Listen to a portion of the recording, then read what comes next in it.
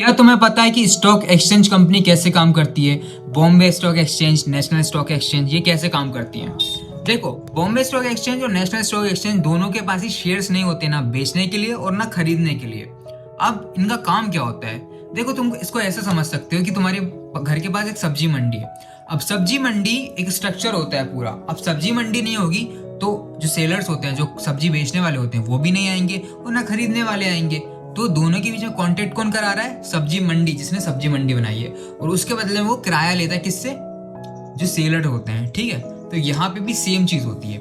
अब Bombay stock exchange या फिर नेशनल स्टॉक एक्सचेंज एक प्लेटफॉर्म है जहाँ पे दोनों बायर और सेलर दोनों के डीमेट अकाउंट होते हैं। जैसे बैंक में बैंक अकाउंट होते हैं ना, जिसमें पैसे जमा होते हैं, वैसे यहाँ पे डीमेट अकाउंट होते हैं। डीमेट अकाउंट में पैसे भी जमा होते हैं और स्टॉक भी जमा होते हैं। दोनों कंटेंट करता है डीमेट अकाउंट। अब दोनों का डीमेट अकाउंट है। लेट्स सपोज एक C1 कस्टमर है और S1 सेलर है। ठीक है, एक शेयर होल्डर है जिसको शेयर बेचना है।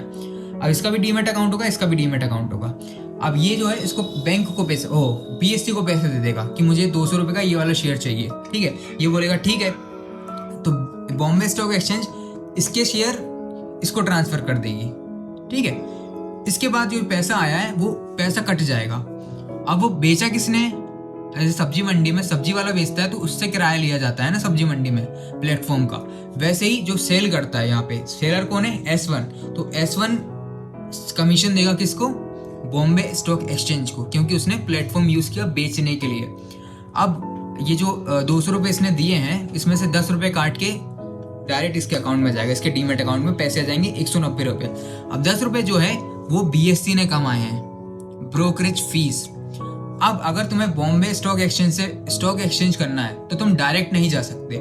तुम्हें एक ब्रोकर लगेगा जो उनके लिए काम करता है, BSE और NSE के लिए, जो तुम्हारा डीमेट अकाउंट खोलेगा, उसको मैनेज करेगा।